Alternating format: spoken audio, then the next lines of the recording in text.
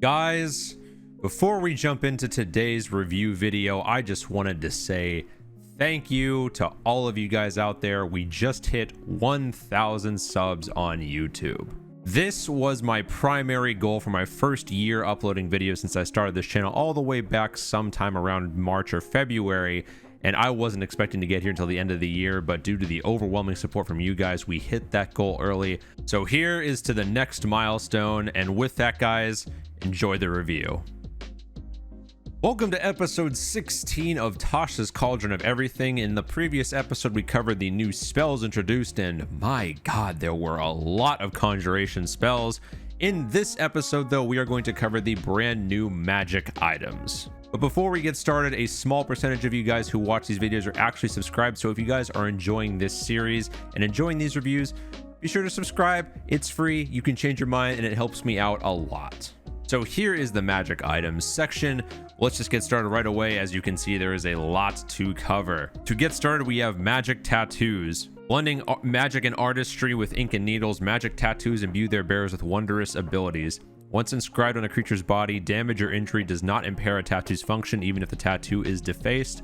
When applying a magic tattoo, a creature can customize the appearance. A magic tattoo can look like a brand, scarification, a birthmark, patterns of scale, or any other cosmic alteration. The rarer the magic tattoo is, the more space it takes up, and it will be listed below. With this table, a common tattoo will take up one hand or foot or a quarter of a limb. An uncommon will take up half a limb or the scalp.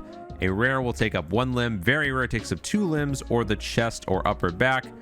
And legendary takes up two limbs and the torso. So imagine two full sleeves and an entire body tattoo. Now let's move on to the actual magic items themselves, beginning with a tattoo, an absorbing tattoo. It is very rare, requires attunement.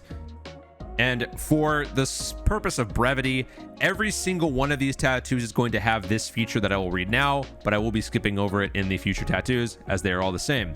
Tattoo attunement. To attune to this item, you hold the needle to your skin where you want the tattoo to appear, pressing the needle there throughout the attunement process. When the attunement process is complete, the needle turns into the ink that becomes the tattoo, which appears on the skin. If your attunement to the tattoo ends, the tattoo vanishes and the needle reappears in your space.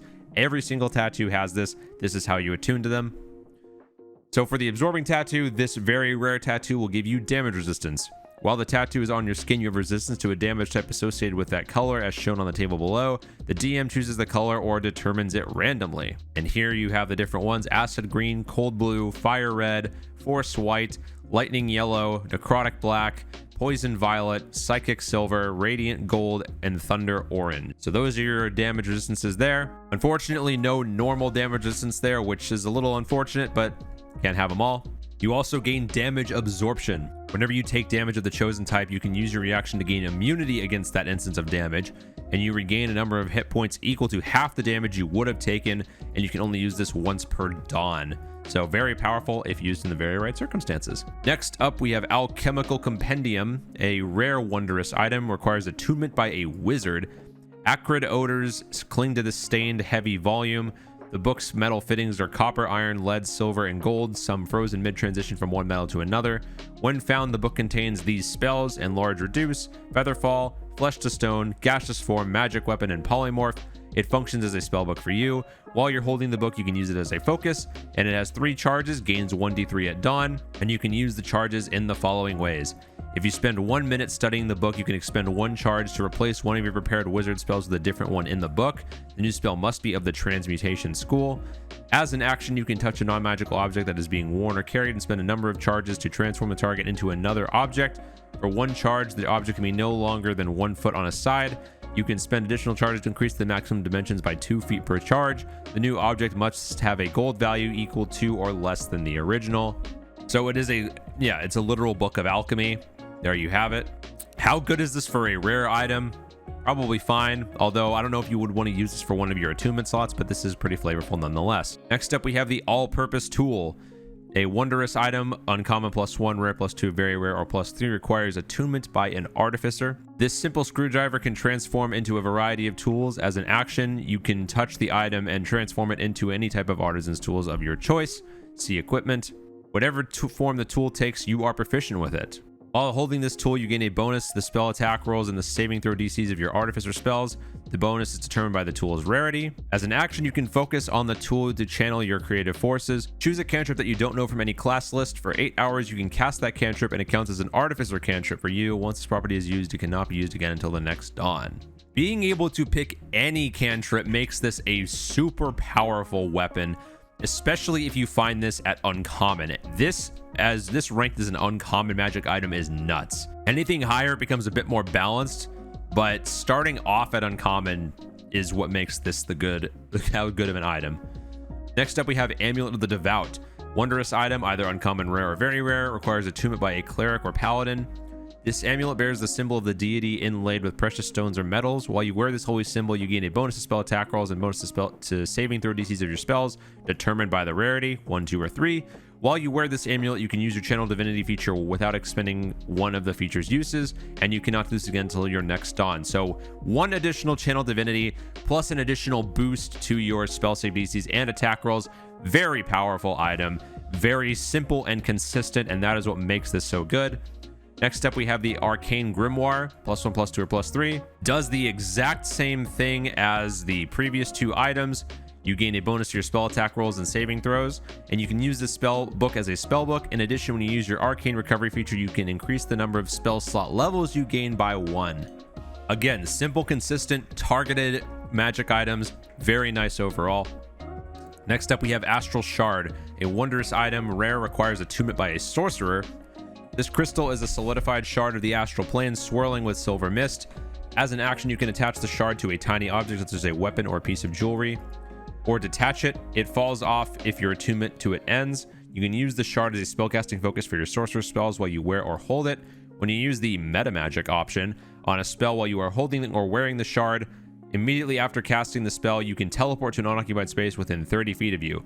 So any use of your MetaMagix gives you a free blink on top of it. This has insane amounts of utility, a very nice magic item, very simple. I'm a fan of this one. Next up, we have the Astromancy Archive, a wondrous item. Rare, requires attunement by a wizard. This brask of articulated concentric rings unfolds into an armillary sphere. As a bonus action, you can unfold it into the sphere or back into a disc. When found, it contains the following spells, which are wizard spells when you are attuned to it: Augury, Divination, Find the Path, Foresight, Locate Creature, and Locate Object.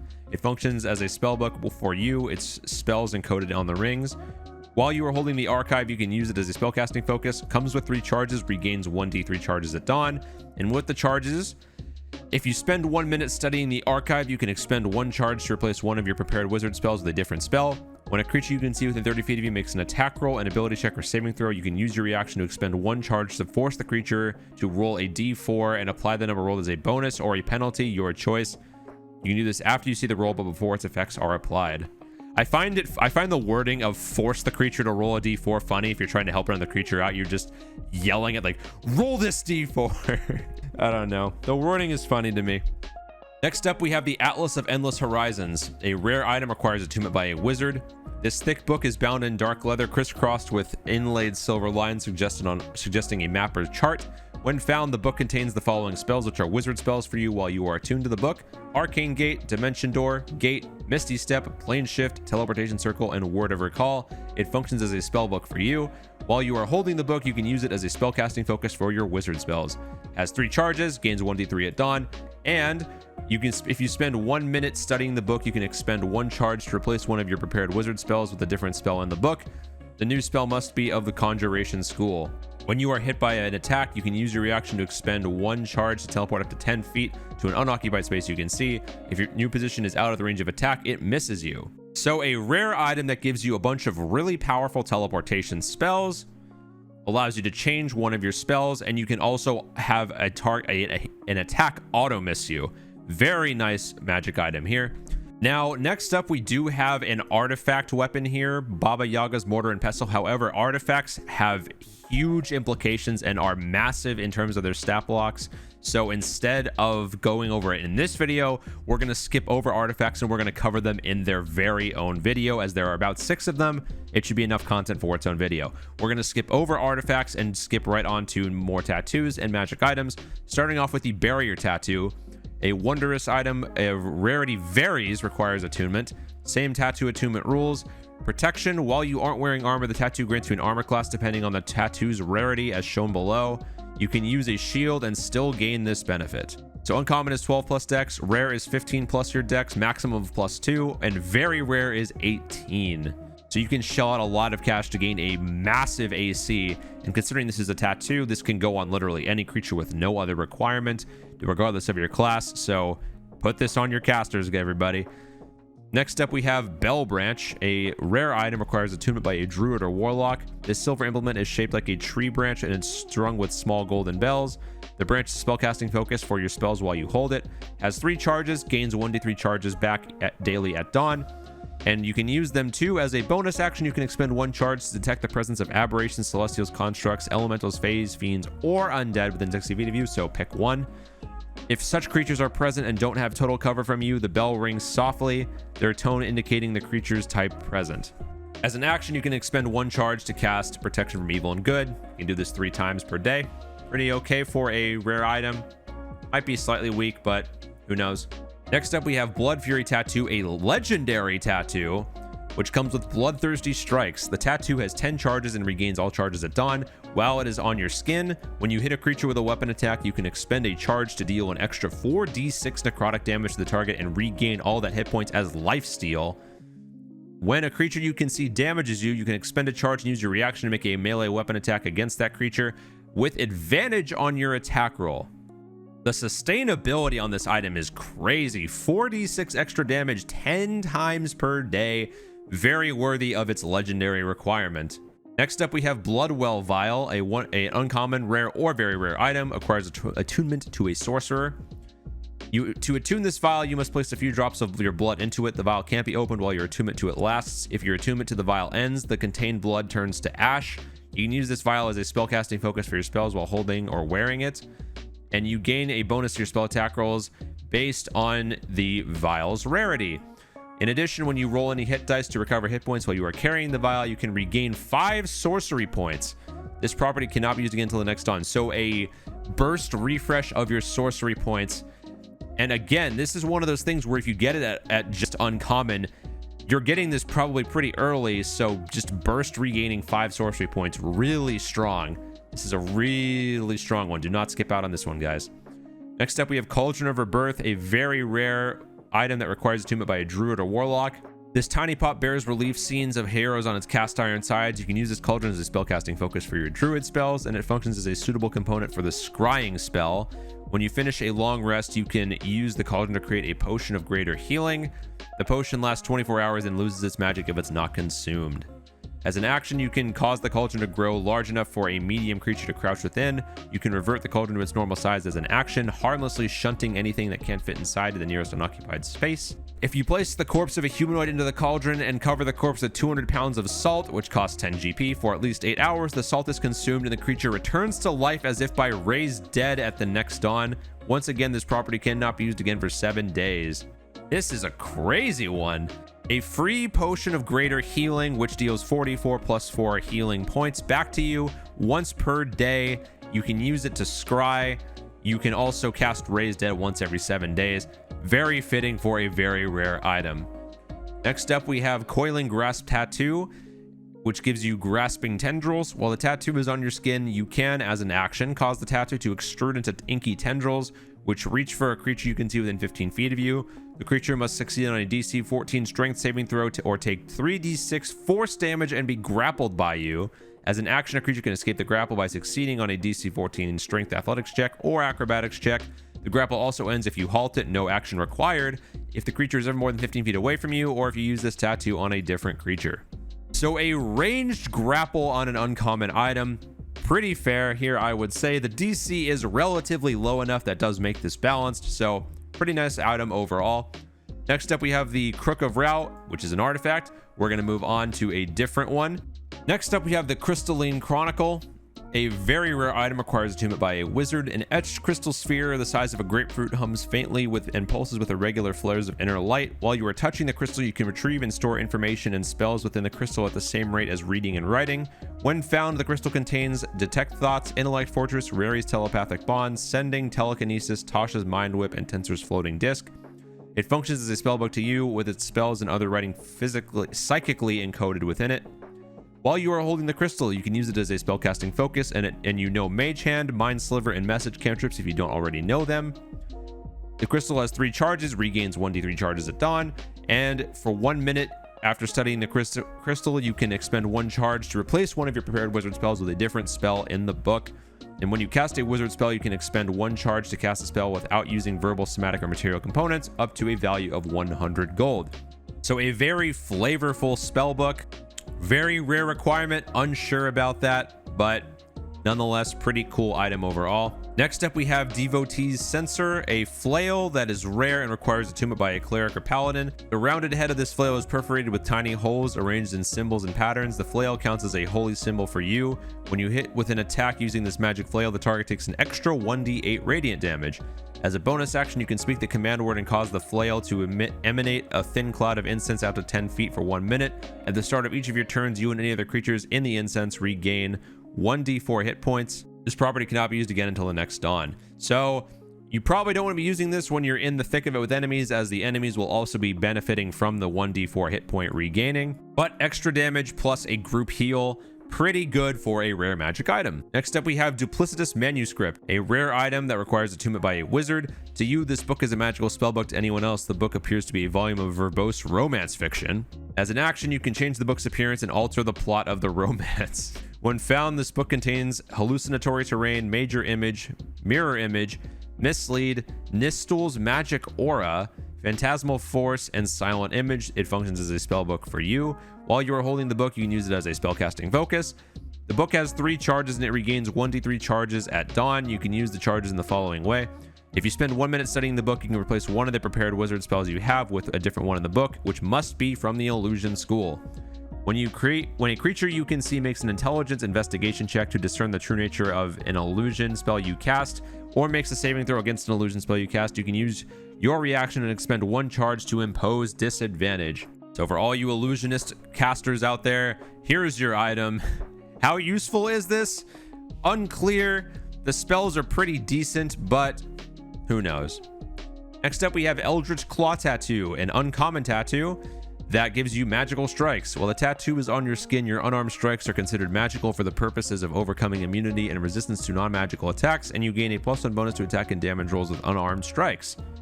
Eldritch Maul. As a bonus action, you can empower the tattoo for 1 minute.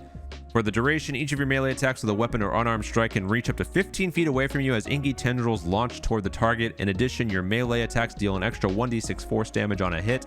Once used, this cannot be used again until the next dawn. So put this on your monk or your new unarmed fighter build. This is pretty nice, just specifically for those niche cases. Next up, we have Elemental Essence Shard, a rare item that requires attunement by a sorcerer. This crackling crystal contains the essence of the elemental plane. As an action, you can attach the shard to a tiny object such as a weapon or piece of jewelry, or detach it. Falls off if your attunement ends, and you can use it as a focus. Roll a d4 and consult the Elemental Essence Shards table to determine the shard's essence and property. When you use a MetaMagix option on a spell while you're holding or wearing the shard, you can use that property. So with air, you can immediately fly up to 60 feet without provoking opportunity attacks. Earth, you gain resistance to the damage type of your choice until the start of your next turn. Fire, 1 target of the spell that you can see catches fire. The burning target takes 2d10 fire damage at the start of its next turn, and then the flames go out. Water, you create a wave of water that bursts out from you in a 10-foot radius. Each creature of your choice that you can see in that area takes 2d6 cold damage and must succeed on a strength saving throw or be pushed 10 feet and knocked prone. So a very versatile magic item that you can just slot in at any point to gain a bunch of potential really powerful abilities. Pretty nice for rare. Next up, we have Far Realm Shard, a rare item that requires attunement by a sorcerer. This writhing crystal is steeped in the warped essence of the Far Realm. As an action, you can attach the shard to a tiny object such as a weapon or piece of jewelry, or detach it. It falls off if your attunement to it ends. And use it as a focus. When you use a MetaMagix option on the spell while you are holding or wearing the shard, you can cause a slimy tentacle to rip through the fabric of reality and strike one creature you can see within 30 feet of you. The creature must succeed on a charisma saving throw against your spell save DC or take 3d6 psychic damage and become frightened of you until the start of your next turn. Pretty risky ability to use here. If the creature makes the save, nothing happens to it, so probably a little bit weak for a rare magic item, but who knows, maybe I'm missing something. Next up, we have the Feywild Shard, and you can see the picture of all the shards here. It is an uncommon item, requires attunement by a sorcerer. Functions the exact same way as the other shards. When you use a MetaMagix option while you are holding or wearing the shard, you can roll on the Wild Magic Surge table in the player's handbook. If this result is a spell, it is too wild to be affected by your MetaMagix, and if it is a normally requires concentration, it does not require concentration in this case. The spell lasts for the full duration. If you don't have the Wild Magic Sorceress origin, once this property is used to roll on the Wild Magic Surge table, it cannot be used again until the next dawn. So if you ever thought that wild magic didn't happen enough, here's your item. Give it to your Wild Magic Sorcerer and watch the chaos unfold. Next up, we have Fulminating Treatise, a rare item that requires attunement by a wizard. It is another spell book that contains Contingency, Fireball, Gust of Wind, Leoman's Tiny Hut, Magic Missile, Thunder Wave, and Wall of Force. You can use it as a spellcasting focus. It has 3 charges, gains 1d3 charges daily at dawn. If you spend 1 minute studying the book, you can replace a prepared wizard spell with a different spell in the book. Must be evocation. And when one creature you can see takes damage from an evocation spell you cast, you can use your reaction and expend 1 charge to deal an extra 2d6 force damage to the creature and knock the creature prone if it is larger or smaller. No save on this. That makes this really good. Very nice magic item. 5 stars. Next up, we have the Ghost Step Tattoo, a very rare tattoo that gives you ghostly form. The tattoo has 3 charges and regains all uses at dawn. As a bonus action while the tattoo is on your skin, you can expend 1 charge of the tattoo's charges to become incorporeal until the end of your next turn. For that duration, you have resistance to bludgeoning, piercing, and slashing from non-magical attacks.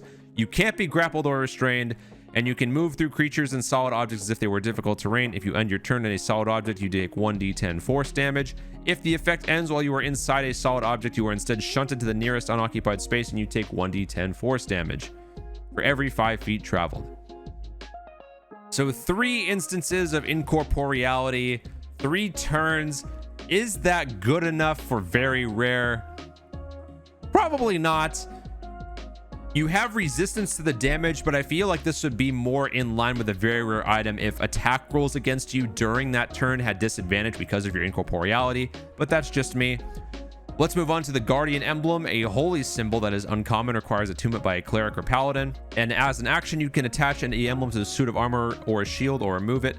The emblem has 3 charges. When you or a creature you can see within 30 feet of you suffers a critical hit while you are wearing the armor or wielding the shield that bears the emblem, you can use your reaction to expend 1 charge to turn a crit into a normal hit. The emblem regains all expended charges daily at dawn. So it is basically ranged adamantine armor that can only be used 3 times per day. Is that good? For uncommon, I would say yes. Next up, we have a Heartweaver's Primer, a rare item requires attunement by a wizard, another spell book that contains Antipathy, Sympathy, Charm Person, Dominate Person, Enthrall, Hypnotic Pattern, Modify Memory, and Suggestion. It works as a spellcasting focus, has 3 charges, regains 1d3 charges at dawn, and if you spend 1 minute studying the book, you can expend 1 charge to replace a spell with a spell in the book, and it must be of the enchantment school. If you cast an enchantment spell, you can expend 1 charge to impose disadvantage on the first saving throw the one target makes against the spell. So a versatile list of spell books introduced in this book. Very nice, pretty balanced. Let's keep going. Next up, we have Illuminator's Tattoo, a common tattoo which has magical scribing. While this tattoo is on your skin, you can write with your fingertip as if it were an ink pen that never runs out of ink. As an action, you can touch a piece of writing up to 1 page in length and speak a creature's name. The writing becomes invisible to everyone other than you and the named creature for the next 24 hours. Either of you can dismiss the invisibility by touching the script, no action required, and you can only do this once per dawn. Pretty good for a simple common tattoo. Next up, we have the Librum of Souls and Flesh, a rare item requires attunement by a wizard. You get more spells, and this one comes with Animate Dead, Circle of Death, False Life, Finger of Death, Speak with Dead, Summon Undead, and Vampiric Touch. Works as a spellcasting focus, has 3 charges, gains 1d3 at dawn. And if you spend 1 minute studying the book, you can replace 1 spell with a spell of the book, which must be of the Necromancy School. And as an action, you can expend 1 charge to take on a semblance of undeath for 10 minutes. For the duration, you also take on a deathly appearance, and undead creatures are indifferent to you unless you have damaged them. You can also appear undead to all outward inspection and use... You also appear undead to all outward inspection and dispels to use to determine the target's status. The effect ends if you deal damage or force a creature to make a saving throw. So it gives you the illusion of undeath while also giving you a lot of necromancy spells. I'm a fan of this one. Next up, we have Life Wall Tattoo, which is very rare. Gives you necrotic resistance to necrotic damage, and Life Ward. When you would be reduced to 0 hit points, you drop to 1 hit point instead, and can only use this once per dawn. Very simple, very powerful. Next up, we have Luba's Taroka of Souls. Next up, we have the Lyre of Building, a rare item, requires attunement by a bard. While holding the lyre, you can cast Mending as an action. You can also play the lyre as a reaction when an object or structure you can see within 30 feet of you takes damage, causing it to be immune to that damage and any further damage of that same type until the start of your next turn. In addition, you can play the lyre as an action to cast Fabricate, Move Earth, Pass Wall, or Summon Construct, and that spell cannot be cast from it again until the next dawn. Very powerful spells you can cast from this lyre. I believe the spells are what makes this item the most powerful. Good job. Next up, we have Masquerade Tattoo, a common tattoo with fluid ink. As a bonus action, you can shape the tattoo into any color or pattern and move it to an area of your skin. Whatever form it takes, it is always obviously a tattoo. It can range in size from no smaller than a copper piece to an intricate work of art that covers all of your skin. And you can also cast Disguise Self once per day. Is this good for a common tattoo? Absolutely. Next up, we have the Moon Sickle, a weapon that is uncommon, rare, or very rare, requires attunement by a druid or ranger. The silver-bladed sickle glimmers softly with moonlight. While holding this magic weapon, you gain a bonus to attack and damage rolls made with it, and you gain a bonus to spell attack rolls and spell saving DCs of your druid or ranger spells. Bonus is determined by the rarity. In addition, it can use as a spellcasting focus. When you cast a spell that restores hit points, you can roll a d4 and add a number rolled to the amount of hit points restored, provided you are holding the sickle. This has no amount of uses. Again, getting a weapon like this in the uncommon variant that just has a flat buff like this, very powerful.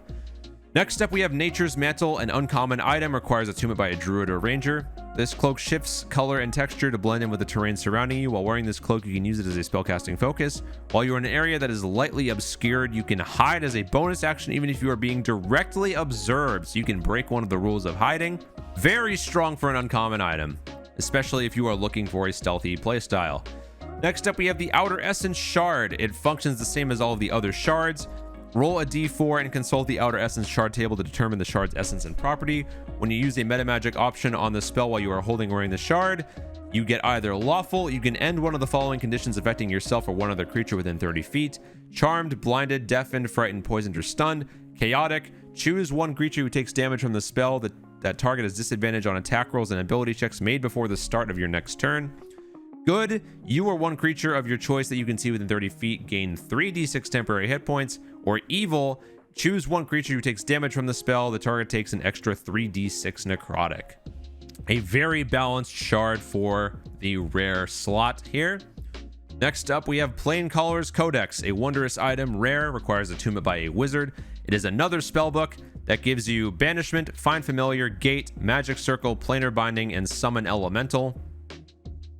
It works as a spellbook, can be used as a spellcasting focus, has 3 charges, gains 1d3 charges on dawn, and if you spend 1 minute studying the book, you can replace one of your wizard spells with a different one in the book with 1 charge. The new spell must be Conjuration. When you cast a conjuration spell that summons or creates one creature, you can expend 1 charge to grant that creature advantage on attack rolls for 1 minute. This is a necessary pickup for all of your conjuration spellcasting classes that you are going to see pop up very frequently with all of the new conjuration spells introduced in Tasha's Cauldron of Everything. Do not sleep on the Planecolor's Codex. Next up, we have a prosthetic limb, a common item, no attunement required. This item replaces a lost limb. While the prosthetic is attached, it functions identically to the part it replaces. You can detach or reattach it as an action, and it cannot be moved against your will. It detaches if you die. Seems very simple for a common item. I like this. This definitely works if any of your party members have suffered critical wounds. Next up, we have Protective Verses. A rare item requires attunement by a wizard. It is another spell book, but however, if you want to open it, it requires a DC 20 check with Thieves' Tools. As an action, you can touch the book's cover and cause it to lock as if you cast Arcane Lock. When found, the book contains Arcane Lock, Dispel Magic, Globe of Invulnerability, Glyph of Warding, Mordekainen's Private Sanctum, Protection from Evil, and Symbol. Works as a spellbook, can be used as a focus, has 3 charges, gets 1d3 charges at dawn, and if you spend 1 minute studying the book, you can expend 1 charge to replace a prepared wizard spell with a different one in the book, which must be of the Abjuration school. When you cast an Abjuration spell, you can expend 1 charge and grant a creature you can see within 30 feet of you 2d10 temporary hit points. I like the flavor of making it lock. That's really fun. Is this good rare? Probably. I think I'm giving the Abjuration school a lot less credit than it deserves, but I digress.